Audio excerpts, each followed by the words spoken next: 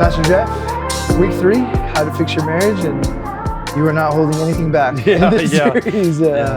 It's been exciting. So, of course, somebody who's not yet married, I look at this message and I'm just very hopeful. It's very eye-opening. It's definitely things to take into consideration before I step into that, before I propose or get engaged and all of these things. So this message, though, in particular, is really meant for young married couples. I would even assume married couples that are hitting their 5-year mark, or just anywhere around that, where things might be getting a little tough, and really how to get back to the heart of your marriage. So it's a really good message. I want to touch on, man, there's so much that you said in this one, but I really want to talk about just specifically the area of when Jesus said, you know, there are certain things, or there's a certain thing that can, for allowance in divorce, if you want to speak on that a little bit. Yeah, you know, I brought that up just a little bit in Matthew 19, Matthew 5. Jesus talks about sexual immorality as a reason that he would permit divorce. It doesn't mean that Jesus prefers it. It doesn't mean that he says that, you know, that you should go out and divorce if this happens. It's just simply a provision. And I know the arguments. I've read you know, there are some theologians that say, well, he wasn't really permitting divorce as much as he was saying that the heart of man is hard. And because his heart is hard, God allows some things, but he'd prefer this not to happen. Well, of course, we know God hates divorce, not divorced people, but he hates what it ends up doing. You know, one of the studies that we were told in the 70s, 80s that divorce didn't matter because children were resilient. Well, that all came to roost in the 90s and early 2000s. We now know they're not that resilient. That broken homes produce broken children. And it doesn't mean, we don't say that to try to make people who have experienced broken homes, which is part of a fallen world, to make them somehow to blame for any problems that happen in their children. The reality is that you go in with eyes wide open, you know that when broken families, the challenges are greater. They're just, they are. So don't put your head in the sand and deny it. Just realize that you're gonna have to make a greater effort in the cases of broken families. But you know, in 1 Corinthians 7, it's a crucial passage to me around verse 15. Because the Apostle Paul uses this term translated, the marriage bond is broken. And he says they are free from the bond of marriage. And you're free from the bond of marriage, which is a good bond. When, number one, there's sexual immorality, when there's adultery by a spouse. 2, at death, of course, the marriage bond is broken. And third, if you've got an unbelieving spouse who decides he just can't live with somebody who's a believer anymore, that they leave, and then Paul says, let them go. And when he says that the bond is broken, it means that they can remarry. So that's what we haven't talked about yet. Is remarriage possible? Yes, it is possible when someone commits adultery and leaves a spouse behind. Remarriage is possible. Why? Because the bond has been broken. 2, at death, you can remarry because the bond is broken. And third, when an unbelieving spouse leaves, it doesn't mean that the believing spouse has to remain single. It does mean, however, that if she's going or he's going to marry again, now we go back to marrying a believer, somebody who's going to share your same heart and passion. But there are other I wouldn't say stipulations, but there are other cases where another law comes into play. For instance, let's take that somehow a spouse is in an abusive relationship. Let's say that there's physical abuse. God does not expect you to remain in harm's way for the sake of your marriage.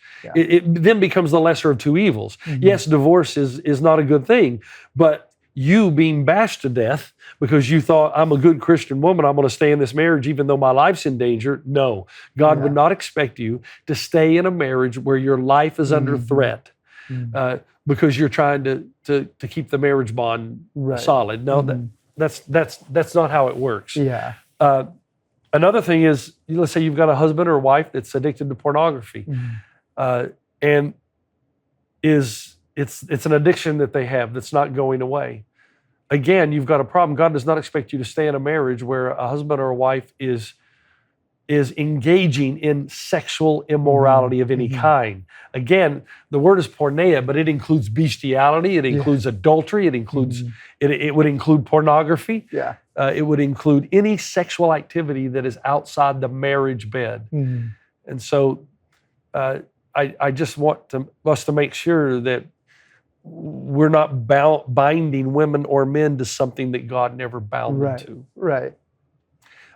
Also, what about a case where a father is not abusing the mother, but is abusing the children? Whoa. Well, now you've got a responsibility to take the kids out of harm's way. Yeah. And, I've had cases as a pastor where a wife has come to me and said, my husband's beating me. Do I have to stay in the marriage? And I said, absolutely not. Matter of fact, let's call the police right now together and get you out of there and save your life. So it's a mistake to assume that God expects you to stay in the marriage under all circumstances, no matter what. Right. No, he doesn't. He doesn't. Yeah, because I feel like the understanding is that I made a covenant and I made it under God. So God would punish me if I tried to get out of this. Yep. But in a way, God is saying, no. Whoever the person is, they're the one that ruined the covenant. Yeah. They're the ones who broke the marriage bond. They violated the marriage bond. Yeah, so that gives you that right. And now you're free. Out. Yeah, that's how Paul put it. You're free to go, free to move on. Which is huge because I feel like it's huge right now because not a lot of pastors even talk about that. Yeah. I've heard so many stories growing up in the church of married couples, of wives and moms seeking counsel to the pastor and them saying, well, that's your husband. Like, I can't do anything because that's the one person you chose to be with. And, you can have him meet with me. But there's always some either leadership role that really fumbles this. Yep. And it's unfortunate because it's all throughout every church and not even within Christianity. I mean, this is even in the corporate world, in the business world, we see it constantly that it's I don't want to step in because it's not my business. And, that's between you and him and God. And so by you just saying that alone, I already know people who are going to listen are going to feel relief. Yeah. Even with moms and wives that have left that are feeling the guilt and shame, being excluded either by churches or families because they ran away from life-threatening marriages. And so I'm sure once they're hearing this, they have a big relief knowing that God does not hate them for stuff like that. There's a problem if a man thinks that his wife has to stay with him because she's a Christian and he can abuse her. Yeah. He can threaten her. But there's other ways of abuse too. There's a lot of things that can happen in a marriage that require a separation. Maybe not a divorce, at least in the beginning, but a separation for safety. You can separate from your husband and say, look, man, you violated this. Yeah. I don't trust you. I'm afraid of you. I'm afraid of what you're doing to the kids. So I'm going to separate from you. Go get counseling, get help. Yeah. And then at such time that there's healing that has come, we can then at that moment talk. Yeah. The problem is when you've got a husband that's broken the marriage bond by sexual immorality. Yeah. Death is the issue, of course, and by an unbelieving spouse that just leaves, moves out. I mean, so let's say your husband decides, you know what, I don't want to live with you anymore. Yeah. Well, he hasn't committed adultery and he's not dead. Does that mean you can't leave him and divorce him? I would say not at all. Yeah. He's broken the marriage bond by the pure fact he's left you. Yeah. He's not with you. Yeah. He's not loving you as Christ loved the church. Right, he has no intention of loving you. So that's a case where I think that you separate. Yeah. And you seek the wisdom of God and move forward. But I think there's far too many women that are living under some kind of guilt and shame because they were protecting their kids, they were protecting their lives. Right. Or it's amazing, Drew. Listen, I know of court cases where a husband has stood before a judge and said something like, "Well, she's a good Christian woman. And even though I'm absent and I'm not there and, she can't leave me." I know marriage counselors, Christian marriage counselors who have told me that the husbands have said that. Yes, I know I'm not this, but she can't leave me because she's a good Christian girl. Right. So the husband makes no effort. What do you do with a husband who for 20 years, it's one thing to go through a season of life where there's struggle. Those are going to happen. But what about the woman who's with a husband, with a man for 20 years? And for 20 years, there's been no intimacy. No interest on his part. There's been no love. There's been nothing. except what he wants. Right. You think that woman is expected to stay with that man who makes no effort whatsoever toward the marriage? I don't think so. Right. No, not at all. So when that's why it goes all the way back to the beginning. Make sure when you're marrying someone that they are a legitimate Christ follower, not just claimed. And then somebody may say, well, my husband was, but 10 years, 15 years into the marriage, he decided he was no longer a believer, a Christian, and became an atheist. Well, that's where you've got an unbelieving spouse that you can let him leave. You're no longer under the bond of marriage, and you can move on and free to remarry again. Right. So which is huge. And obviously it's hard to hear clearly because it's somebody you love. Yeah. And if they decide to, the language now is deconstruct, right? If they deconstruct their faith and they're saying, no, like it's a hard place to be in because it's like, well, now I'm torn because the person who I decided to love forever and my Heavenly Father whom I love so much, and I have a disagreement here, but they're not willing to, it's hard to make that tough decision. Yeah, if you've got a husband who becomes an unbeliever but loves you, wants to stay in the marriage and is a good husband in other ways, then that's where Paul would say, stay with him. Who knows if you might save him in the long haul. Right. But if he doesn't want to be there, and he says, if you don't become if you don't drop this faith business stuff, I'm out of here. Let him go. Right, exactly. That reminds me of one of the famous atheists. I don't know if it was. I'm gonna mistake Dawkins, Hitchens. Not Dawkins, Harris. not Hitchens. David Benton. Denton. Denton. Yeah. His whole story was that he was married for I think over 20 years, and then decided one day, I don't love my wife. Told her, I don't love you, and walked out. And ever since then, that's when he became such a well-known atheist of, being like, no, I'm going to indulge in what I want. That was already over with, so now I'm going to move to the next thing, which is absolutely crazy how we can come to those quick decisions. And is it a loss of desire? Do we have to, what do you think that part is? So that's total narcissism, selfishness. Right. Because like I said, if you go into the marriage and you're thinking, okay, what's this woman going to do for me? And that's why you go into it. Well, there'll come a time when she's not doing anything for you. Right. In your mind. But if you go into it like, how can I sharpen and make this person a better person? If you go in that with that, then your whole life is to make them better, to encourage them, to help them to become all they can be. And if you got two people who are doing that, you got a great marriage. Yeah. So it's entering marriage with the idea, and this is the Western culture right now, saying, okay, you're pretty, I attracted you. Yeah, what are you gonna do for me? Yeah. How are you gonna enhance and enrich my life? Right. But you're not asking, okay, but how can I enrich and enhance their lives? It's an amazing thing. I've had Christian men who've been Christians for a long time come to me and say, you know what, I'm going to leave my wife because God wants me to be happy. And my immediate response is always, oh, just you. He doesn't care if your wife and kids are happy. Right. Because when you leave them, they're going to be devastated. So you think he only cares, see, that's narcissism, that's selfishness, and your idea of marriage is not covenant, it's totally consumer. skewed. Yeah. Consumer and covenant right there. And absolutely, clearly comes from a broken identity. Yep. I mean, a lot of times when we see marriages like that, it comes from not knowing their own identity in God. Yep. Which is a huge thing because I know, for me in my past, I wanted to be with somebody because I knew if I was with them, I would be identified. Yeah, with them. And with them. I've done that too. Guys do that. Yep. And one, it doesn't last long. No. And you have to find the harsh reality of being heartbroken and realizing, oh man, there's so much more to myself that I need to fix before getting into something like this. Yeah. Which I believe that these are the steps.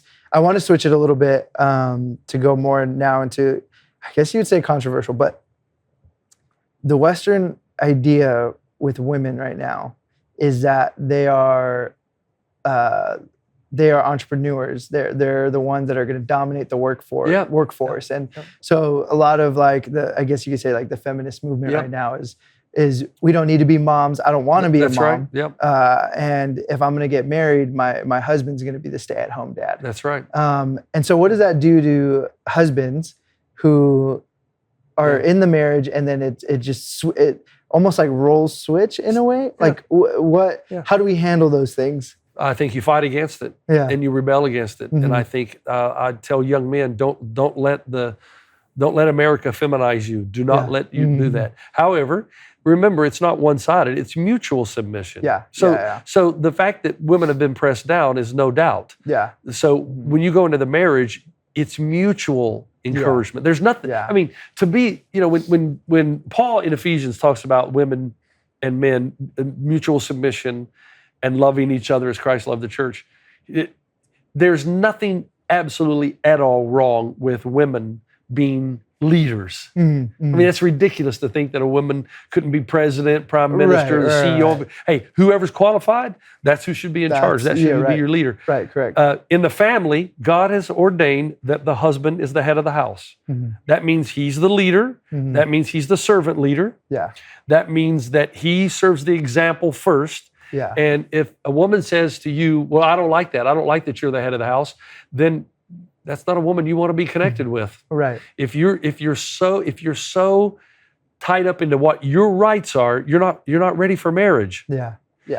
When you go to marriage, what you're doing is you're asking the simple question, how can my life enrich this other person? However, if you're a woman and your husband's not asking that, and he's not asking, how can I help her to be all she can be? You don't want to marry him either. But to think somehow that, and Drew, I'm telling you, this is fad. It will pass. Correct.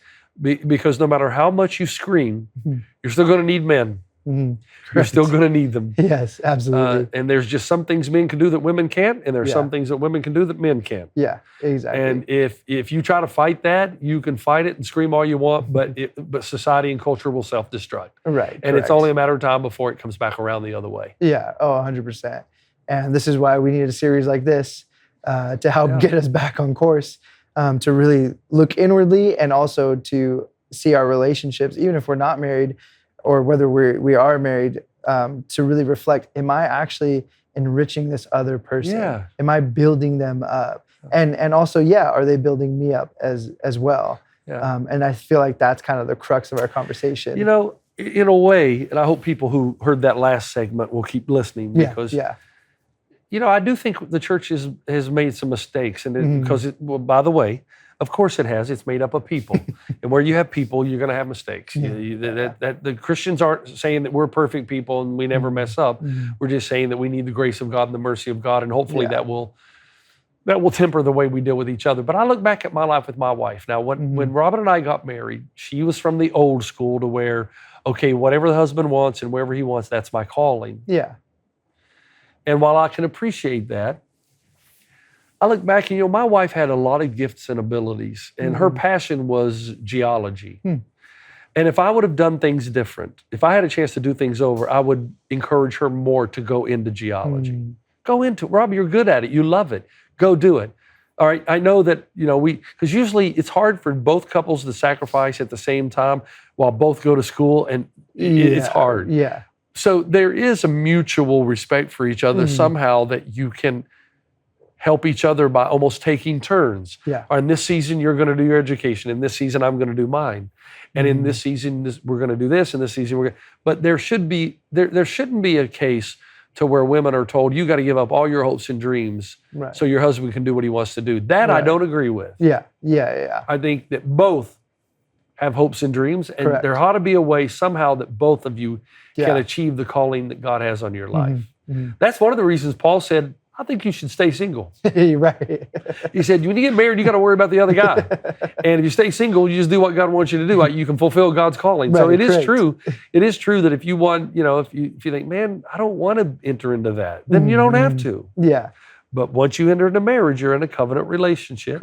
And it's mutual submission, mutual respect, and mutual spurring each other on to achieve what God has called you to achieve. Exactly. Well, that was good. And we could conclude with that because there's so many more questions, but we're going to have a lot more. Can't wait. I know there's more. There's going to be a lot more. But that was great. Thank you.